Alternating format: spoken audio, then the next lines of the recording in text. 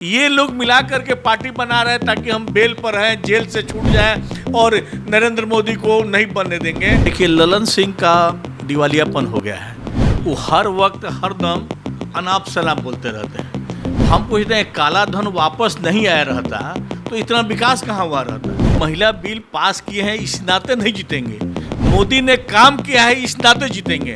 आप किसी भी आम पब्लिक से जाकर के पूछ लीजिए कि अगला प्रधानमंत्री कौन होगा।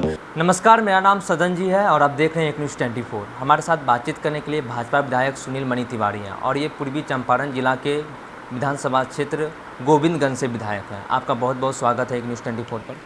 महिला बिल आरक्षण को लेकर हम बात करते हैं। नीतीश कुमार ने इसका स्वागत किया, लेकिन वो ये भी कह रहे हैं कि हमको संदेह है ये लागू होगा या नहीं। देखिए, ये तो संदेह उनका बेकार है। जब बिल सदन में पास हो गया, लोकसभा में पास हो गया, राज्यसभा में भी है, जब पास हो गया तो कानून बनेगा, तो इसमें संदेह की बात कहाँ है। विश्वास तो कम से कम रखना पड़ेगा किसी बिल को पास होने में।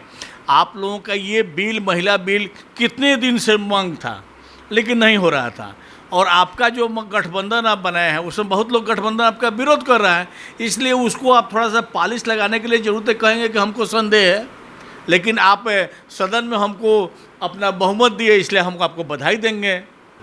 एक बयान राष्ट्रीय अध्यक्ष ललन सिंह का है। ललन सिंह ने कहा कि काला धन और सरकारी नौकरी जैसा महिला बिल आरक्षण भाजपा का जुमला है। देखिए, ललन सिंह का दिवालियापन हो गया है।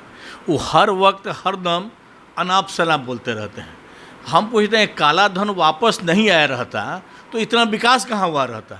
हम आपको कैसे दिखाएं जब आपके साथ इतना है। हम 10 बरस से 9 साल से हैं। 9 साल मोदी जी का बेमिसाल रहा है। आप देख रहे हैं कि कितना विकास हो रहा है।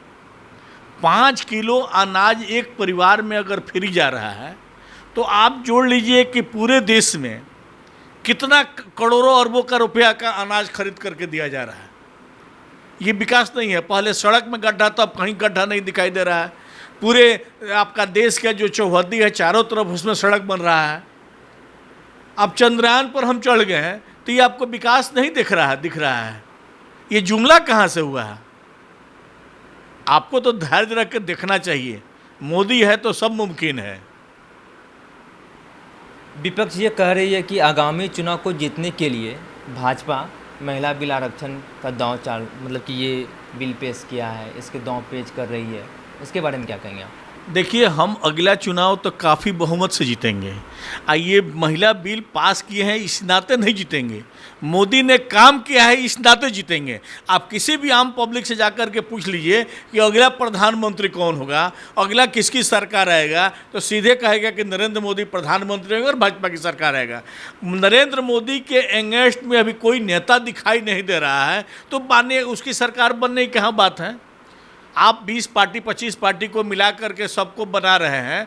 वो सब लोग कहीं ना कहीं घोटाला में फंसे हुए हैं। कोई बेल पर है, कोई जेल में है। ये लोग मिला करके पार्टी बना रहे हैं ताकि हम बेल पर हैं, जेल से छूट जाएं और नरेंद्र मोदी को नहीं बनने देंगे, तो ये नामुमकिन है। पुनः नरेंद्र मोदी सत्ता में आएंगे, इस बिल की वजह से नहीं आएंगे, अपने काम की वजह से आएंगे। उनका काम बोलता है। तो 2024 लोकसभा चुनाव को लेकर आपकी क्या राय है? केंद्र में आप सत्ता में हैं, बिहार में सत्ता में थे लेकिन अब विपक्ष में हो गए, तो बिहार से लोकसभा सीट की अब इस बार कितनी अपेक्षा है? देखिए, आप जाकर के गांव गलियारों से आम पब्लिक से पूछेंगे तो बिहार में जो सरकार चल रहा है वह साफ गलत स्थिति में जा रहा है। आप देखिए ना, प्रतिदिन कहीं ना कहीं मर्डर हो रहा है। कहीं पत्रकार का मर्डर हो रहा है, तो कोई करोड़पति का मर्डर हो रहा है, कोई व्यापारी का मर्डर हो रहा है। हर दम मर्डर हो रहा है और पुनः आपका अपहरण उद्योग धंधा शुरू हो गया है। अब पहले जैसा जो राजद का लालू जी की सरकार था, तो पहले लोग घर से निकलते थे तो शाम में वापस आएंगे कि नहीं आएंगे, ये स्थिति फिर हो गया है कि हम घर से निकल रहे हैं। अब देखिए, दिन दहाड़े सब बैंक लुटा रहा है। दिन दहाड़े चौक चौराहे पर मर्डर हो रहा है। आपके पटना में देखिए, जहाँ पर सब सरकार के आला अफसर हैं, वहाँ पर दिन दहाड़े मर्डर हो रहा है, दिन दहाड़े गोली चलता है, दिन दहाड़े बैंक लूटा जा रहा है। तो ये सरकार कहाँ तक जा रही है, पब्लिक सब जानती है, सब देख रही है। इस बार के चुनाव में, 24 के चुनाव में, लोकसभा के जो चुनाव होगा और 25 में जो क्या आपका बिहार का चुनाव होगा, इसमें सब पब्लिक देख रही है, सबको देख रही है, सबको पहचान रही है। इस बार इन लोगों का सफाया है। तो 2025 की आपने बात किया, तो वर्तमान स्थिति में बिहार की राजनीति को आप किस तरीके से देखते हैं? जो बिहार की स्थिति है अभी, उसके बारे में क्या कहेंगे आप?